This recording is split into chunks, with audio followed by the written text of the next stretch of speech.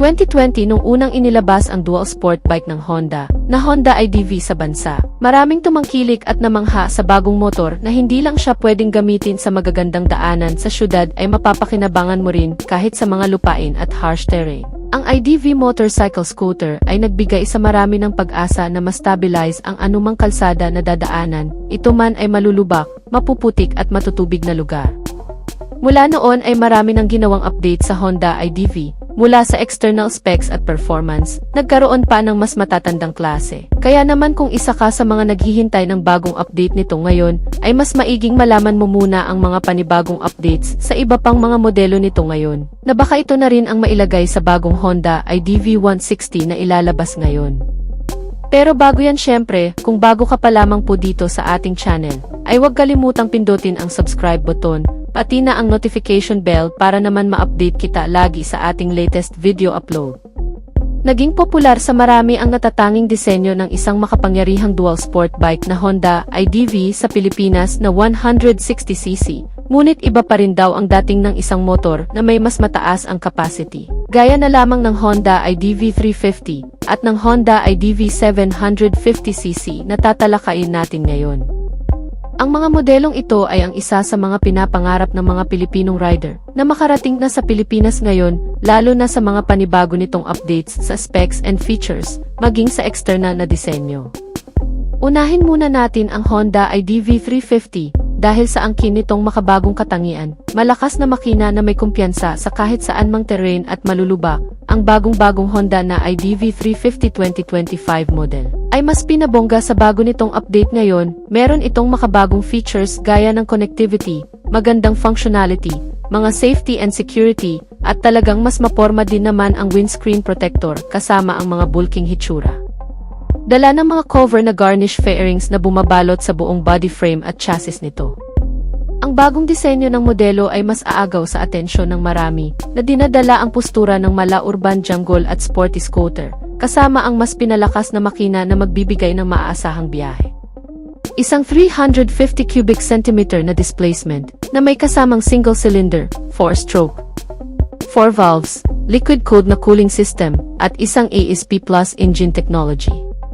May kasama pang PGM-FI na fuel supply system na magbibigay ng mas magandang performance at fuel economy na ikinabit sa isang CVT-type transmission, kaya ang resulta ay mas mabilis na output at mas malakas na power torque. Kaya nitong gumawa ng 29 horsepower at 7,500 RPM at may maximum torque na 31.5 Nm sa kada 5,250 revolution per minute.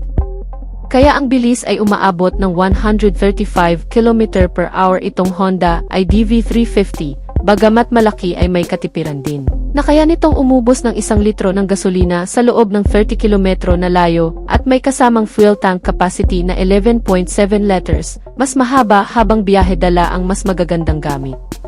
Hindi man umabot sa pagiging legal expressway ang makina ng IDV 350 ay nananatili pa rin kasing husay ng mga expressway legal bike ang performance capability nito.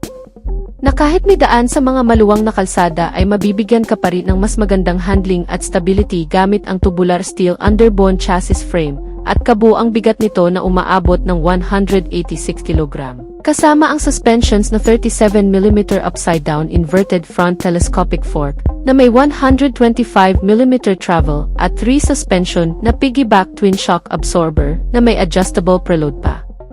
At 130mm travel na nagpapanatili ng magandang handling, newborn ability at stability na sinamahan pa ng makapit na preno sa front and rear na parehong mga naka-ventilated disc type na klase. Isang 256mm disc Nissan 1-piston caliper sa front at rear brake na 240mm disc Nissan 1-piston caliper at dalawang off-road ready tires na may sukat na 120x70x15 sa front. At 140x70x40 naman sa likuran. Ang dalawang gulong ay parehong equipped na rin sa anti-lock braking system na magbibigay ng suporta sa mga biglaang preno, lalo na sa madulas na kalsada. Nilagyan din ito ng traction control system na magpapabagal ng wheel spill sa panahon ng acceleration na pumipigil sa pagkawala ng traksyon na nagpapanatili rin ng magandang kontrol ng rider sa oras na maidaan sa malulubak at madudulas na kondisyon. Pinapanatili ng mga safety features na ito ang mas ligtas at makapit na pagpapaandar sa mga terrain, kasama ang mga makabagong features nito gaya ng full LED lighting system, mula sa headlamp, daytime running light, TFT. Mga turn signal indicator nito ay magbibigay naman ng mas magandang visibility sa madidilim.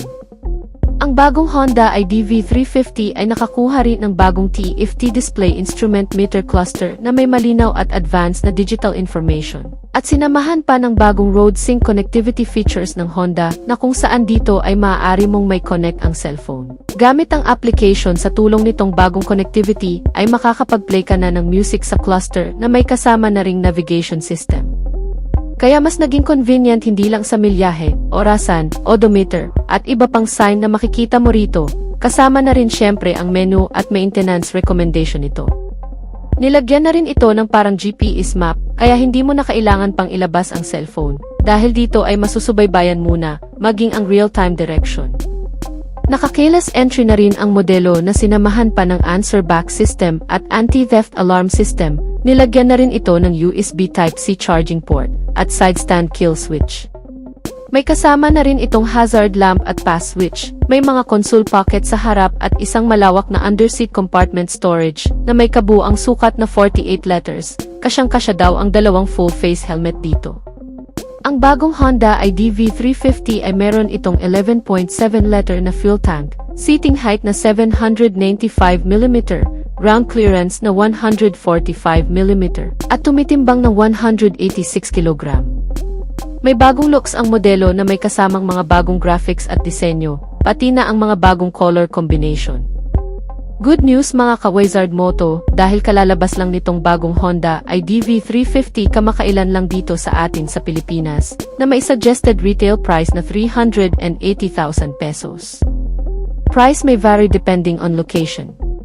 So yan na muna ang ating latest news and update mga ka-Wizard Moto. At kung bago ka pa lang sa ating YouTube channel, ay huwag kalimutang mag-subscribe. Sa ating mga solid subscriber ay maraming salamat sa inyong walang sawang pagsuporta. Antabayanan lang ang ating susunod na video upload. Ride safe and God bless as always.